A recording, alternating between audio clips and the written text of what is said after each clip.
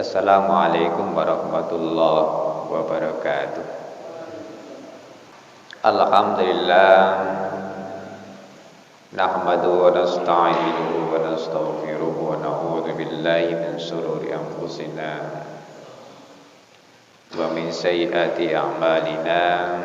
May yahdihillahu fala mudilla lahu wa may yudlilhu fala hadiya lahu. Asyhadu an la ilaha illallah wahdahu la syarika lahu wa asyhadu anna Muhammadan abduhu wa rasuluhu la nabiyya ba'da. Allahumma shalli wa sallim wa barik ala nabiyyina Muhammadin wa ala alihi washabihi ajmain. Amma ba'du.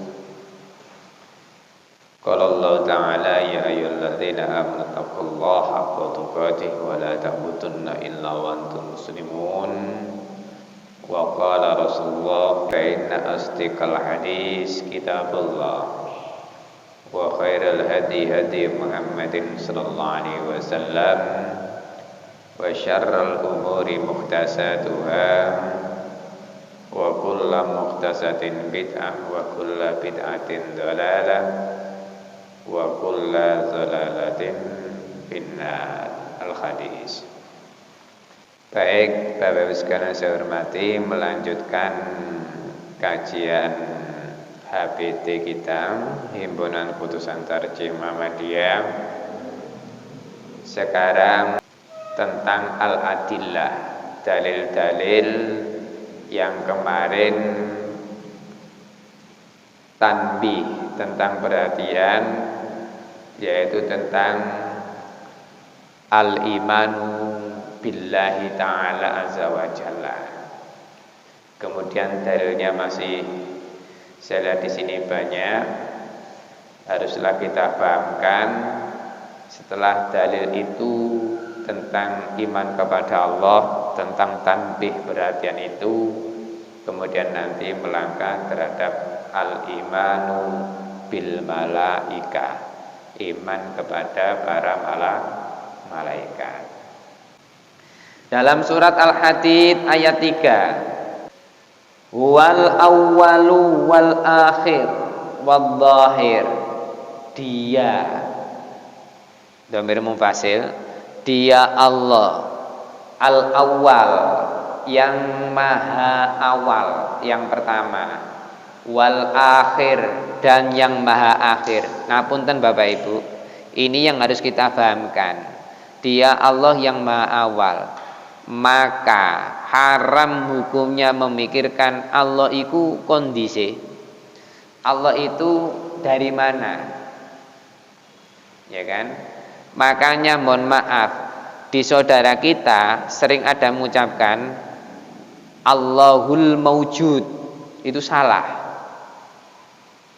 Yang sering mohon maaf ketika dilafadzkan oleh saudara-saudara kita itu loh, ya kan? Fa'lam annahu la ilaha illallah. Terus di situ ada kalimat Allahul Maujud, itu salah. Yang benar apa? Allahul Wujud. Dan sudah membudaya akhirnya. Nah, yang lebih parah kemudian digandakan. Sekarang kita lihat, Allahul Wujud itu adalah Allah yang sudah ada. Al-Wujud itu ada. Tapi mereka bilang Allahul Maujud, Allah yang diadakan. Nah, Al-Maujud itu ismul maf'ul dari wajada. Jadi ismul maf'ul itu berarti ada objek yang dijadikan ada. Berarti Allah ini dibuat. Jadi Allahul Maujud berarti Allah yang dibuat ada. Salah. Yang benar bagaimana? Allahul Wujud, Allah yang ada. Nah, wis kadung Pak, wis kadung begitu terus. Sampeyan tingali pone jenengan mendengarkan. Yang benar itu apa? Allahul Wujud. Nah, maksud Allah wal awal kok, Allah yang pertama dan dia ada. Tapi Allahul maujud berarti Allah dibuat ada atau diadakan. Ini kan salah. Nah, ini Allah diadakan berarti ada, mohon maaf, yang maha selain Allah. Nah, ini Allah dibuat ada selain Allah berarti ngapunten. Allah berarti ada yang buat. Padahal ayatnya tadi wal awal. Dia Allah yang maha pertama dan dia yang awal, enggak ada sebelumnya dia ada. Dan yang lihat yang kedua wal akhir, dan dia Allah yang maha akhir.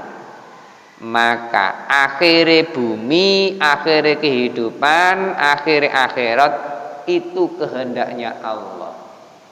Yang jelas alam kita, alam rahim, alam dunia, alam barzah, alam akhir, semuanya ini atas genggamannya Allah. Wal akhir mbah modele piye meneh. Dan itu kita haram hukumnya untuk memikirkan tentang itu. Sing jelas harus kita lakukan terhadap sunatullah. Ini untuknya berarti ngelakoni sing apik, sing ngono ta ibadah. Yes. Makanya disinilah kemudian gitu, bahas kekalnya Allah jangan disamakan dengan kekalnya makhluknya. Khalidun itu Allah itu kekal, tetapi jangan disamakan khalidina fiha, yang mereka kekal di dalamnya, apakah surga, apakah neraka. Nah, disinilah kadang manusia ini mengutak-atik, ya toh, kekalnya Allah disamakan dengan kekalnya makhluknya yang dibuat. Makanya jenengan lihat kalau di Al-Qur'an, kalau sudah di surga khalidina fiha abada. Tapi kalau di neraka khalidina fiha abadai ka ono. Sama titeni, Po. Abadan itu apa? Selama-lamanya. Nek di surga berarti selama-lamanya. Khalidina fiha yang di neraka kekal di dalamnya. Abadannya itu haknya Allah nanti. Makanya bahasanya adalah saelek-eleke menungso, dan begitu akhirnya. Kalau toh mengucapkan la ilaha illallah pasti masuk surga. Pertanyaannya kapan? Lah itu urusannya Allah. Tapi kemudian jangan meremehkan. Wis pokoke men ngucapno la ilaha illallah mlebu swarga. Tapi padahal gak ngerti siksane neraka model piye ku gak paham. Nah, ini kemudian gak sholat, gak ngaji, gak poso, rukun iman Islam gak dilakoni, pokoknya ngandalno la ilaha illallah, repot sudah. Begitu. Yes. Wadh-dhahir wal batin, dan Allah maha nampak. Loh Pak, Allah kan gak kelihatan. Yes. Artinya nampaknya Allah ini berarti di hadisnya nanti tafakkaru fi khalqillah wala tafakkaru fi dzatillah. Kita ini disuruh memahami, berpikir apa yang diciptakan oleh Allah, jangan memikirkan terhadap zatnya Allah. Wal batin, dan Allah maha, mohon maaf, batin yang tidak melihat, kegaiban. Yes.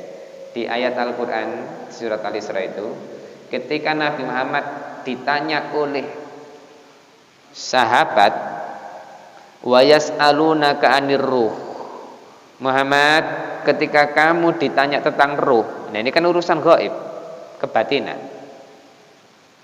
Kulir ruh min amri rabbi, Muhammad, sampaikan kepada umatmu bahwa urusan ruh itu urusan Tuhanku. Ngomong begitu, Mas.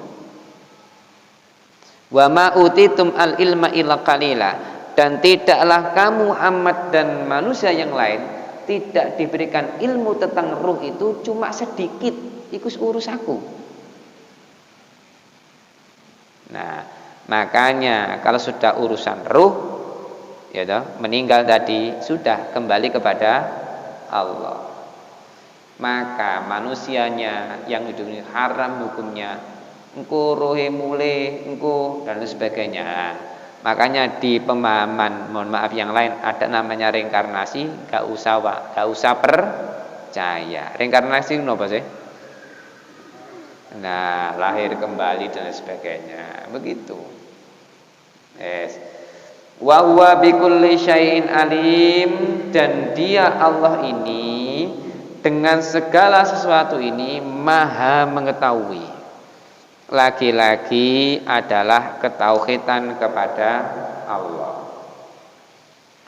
Di surat Rahman ayat 26-27 di halaman 26. Kullu man 'alaiha fan. Nah, ini Pak. Semua saja, apa saja, mohon maaf, man sopo ae ini, segala siapa saja disebutkan oleh Allah, alaiya di atasnya, artinya sing nok bumi ini fan binasa Pak. Raja Fir'aun sing gua yang ngono iku, kemudian sampai diabadikan di surat Yunus, ditenggelamkan oleh Allah. Kemudian ketika mengejar Nabi Musa, barulah dia bicara ketika ditenggelamkan, ternyata ada Tuhan selain saya, kata Fir'aun. Kemudian diabadikan oleh Allah sehingga apa?